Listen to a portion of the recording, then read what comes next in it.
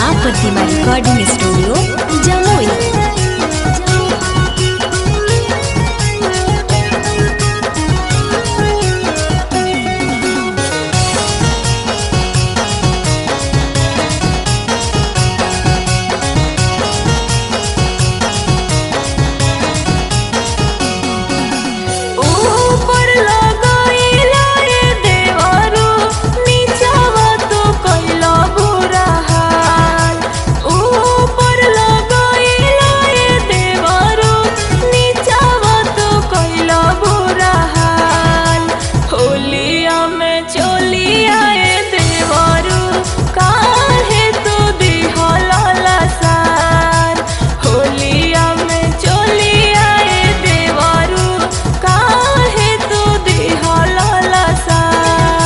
मना नहीं कराए भौजी रंगे दाना गोरे गोरे गाल।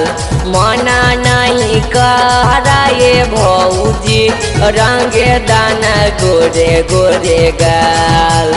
आगे से हम रंग वाला गईबो पीछे से मलहबो गुलाल।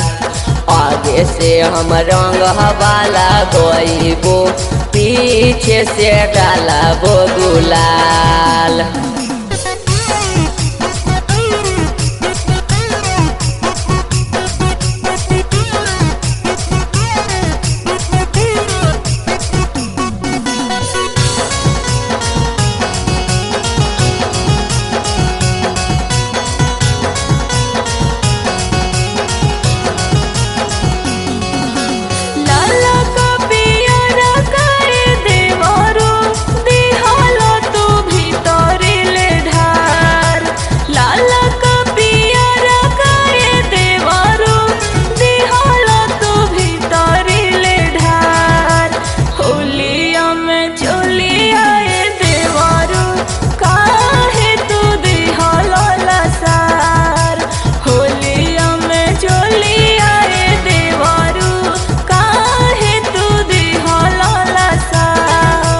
रंगे दाना चोलिया ये भौजी रंगे दाना लहंगा उखार।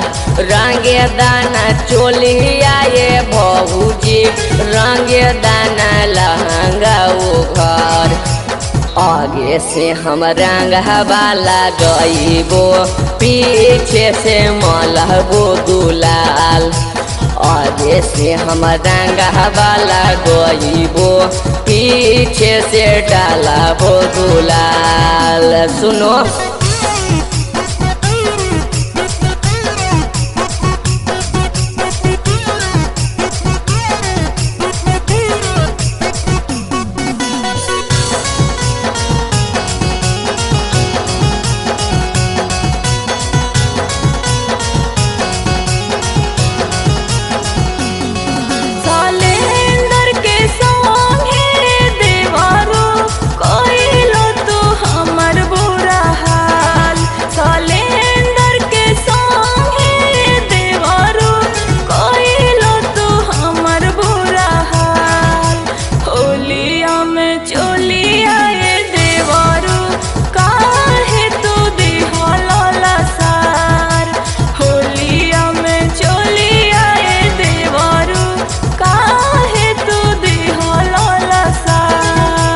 दीपक से डलवाला ये भौजी आसो के फगुआ उघार।